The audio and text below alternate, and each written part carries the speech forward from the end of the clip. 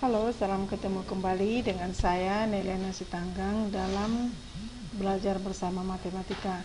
Kesempatan ini kita akan membahas rataan data berkelompok. Kita ambil satu contoh soal. Ada 3 cara untuk menentukan rataan data berkelompok. Yang pertama menggunakan titik tengah atau cara biasa. Sering juga disebut ini dengan cara klasik. Nah, sebelum sampai ke sana, kita lihat dulu data berkelompok ini.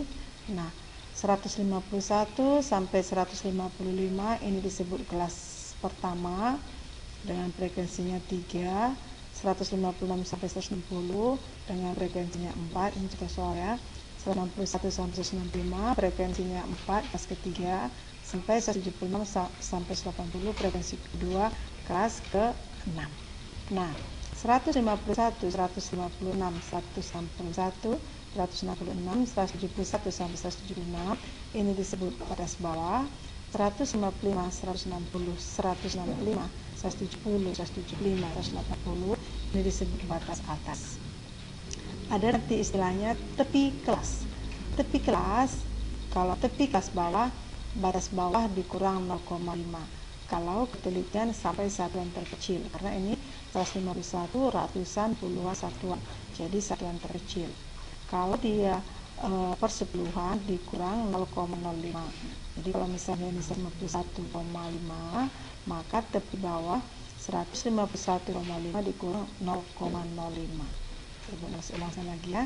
Tepi bawah, batas bawah dikurang 0,5. Tepi atas, atas ditambah 0,5. Panjang kelas tepi atas kurang tepi bawah. Nah, sekarang ada di sini titik tengah. Titik tengah itu rataan kelas. Jadi titik tengah ini batas bawah ditambah batas atas dibagi 2.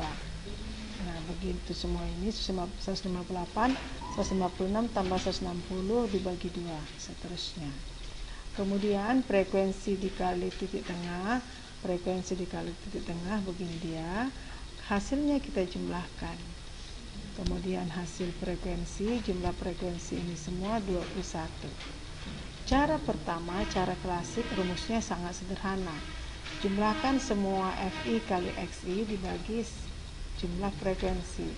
Maka 3458 3458 dibagi 21 164,67. Ini cara yang pertama. Cara yang kedua, cara menggunakan simpangan rata-rata sementara. Caranya, kita ambil salah satu dari titik tengah ini. Boleh 153, 158 dan seterusnya. Di sini Ibu Nels ambil yang 168. Ya. Simpangan rata-rata atau deviasinya titik tengah dikurang rataan sementara. Ini 0, berarti 168 kurang 168. Ini minus 5. XI-nya 163 kurang 168. Ini 158 kurang 168. 153 kurang 168 dan seterusnya. 173 kurang 168. 178 kurang 168. Nah, kita kalikan. 3 kali negatif 15, 4 kali negatif 10, 4 kali negatif 5, 5 kali 0, 3 kali 5, 2 kali 10. Hasilnya ini kita jumlahkan, minus 70.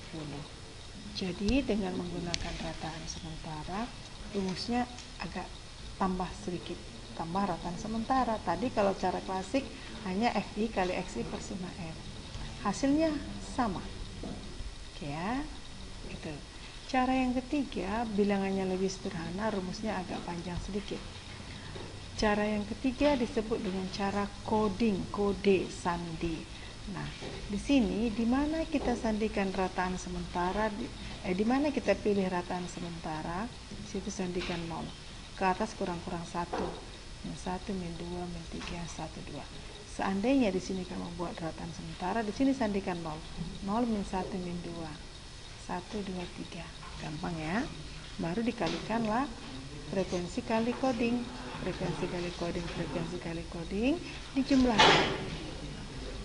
Nah, kemudian rumusnya hanya di sini ditambah kalikan P. P panjang kelas kurang tepi atas kurang tepi bawah.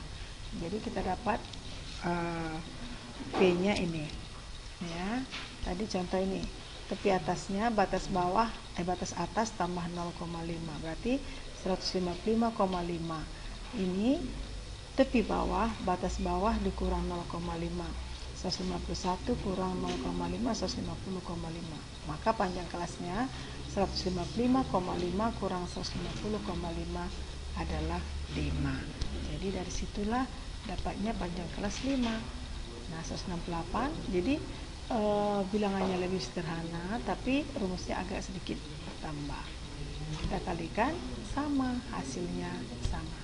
Demikian ya, sampai ketemu lagi pada video-video berikutnya. Tetap semangat. Salam.